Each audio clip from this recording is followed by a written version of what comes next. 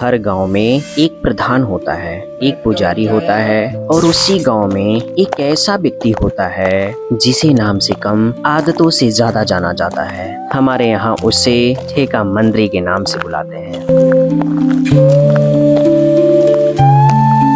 इनके अपने कुछ गुण होते हैं। सूरज निकलते ही जेब टटोलते हैं और पहला सवाल, आज जुगाड़ कहाँ से होगा? हे प्रभु, आज किसी से उधार दिलवा दे। ये शराब पीने के बाद शपथ ग्रहण करते हैं कि आज से दारू बंद, लेकिन अगली ही सुबह शराब इनके हाथ में नहीं, पेट में होती है। गांव में नशा का मुख्य स्रोत देसी शराब, गांजा, सुरती, गुटखा है, जिसका इस्तेमाल बहुतायत किया जाता है। सुरती खाने वालों की एक आदत होती है, सुबह में बिना खाए वो हगने तक नहीं जाते। इनके पास खाने के पैसे नहीं होते, लेकिन शाम की बोतल का इंतजाम किसी न किसी तरह कर ही लेते हैं। बोतल खाली करने से अच्छा है अपनी जिंदगी कामयाबी से भर लो। ये घर की जिम्मेदारी छोड़ सकते हैं, लेकिन शराब नहीं। ये घर का रास्ता भूल सकते हैं, लेकिन ठेके का नहीं। और जब कभी इनको फ्री में मिल जाती है तो ये तब तक पीते हैं जब तक कि इनके मुंह से वापस नहीं आती। आज भारत देश की हालत ऐसी हो चुकी है कि लगभग हर एक घर में पीने वाला मिल जाता है। इसकी वजह बेरोजगारी, तनाव, अकेलापन हो सकती है, लेकिन गांव में अधिकतर गलत संगति का परिणाम ही होता है।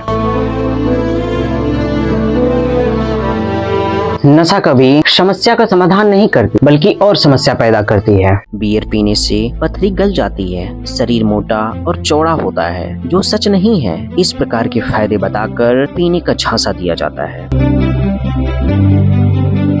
आपने खुद के आसपास ऐसे कई युवा देखे होंगे जो दोस्त के दबाव में पहली बार नशा करता है।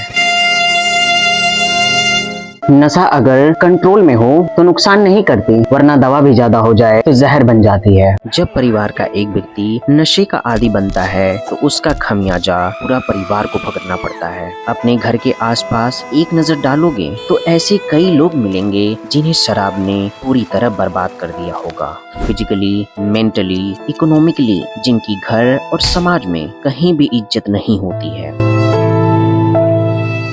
खुद पीकर और 4 लोग को पिलाने वाला इंसान ही पूरी तरह से बर्बाद होता है, और ऐसे ही लोग अपनी जायदाद बेच देते हैं। सड़कों पर बिखरी हुई बोतलें और पैकेट यह साबित करती है कि गांव के लोग नशेड़ी हैं। गांव का जब कोई लड़का बाहर से मेहनत की कमाई लेकर आता है तो दोस्त पार्टी के नाम पर शराब ही पीते हैं, और एक दिन शराब के साथ अपनी मेहनत, कमाई, सम्मान सब पी जाते हैं। याद रहे, आदत चाहे कितनी भी बुरी हो, उसे छोड़ा जा सकता है। देश की ग्रामीण क्षेत्रों एवं आदिवासी क्षेत्रों में जीवन यापन करने वाले लोग राजमिस्त्री, लेबर, पेंटर इत्यादि लोग रहते हैं, जिनकी प्रतिदिन एवरेज कमाई लगभग 500 रुपए होती है। इसलिए नशा करने वाली देसी सस्ती शराब पीना पसंद करते हैं।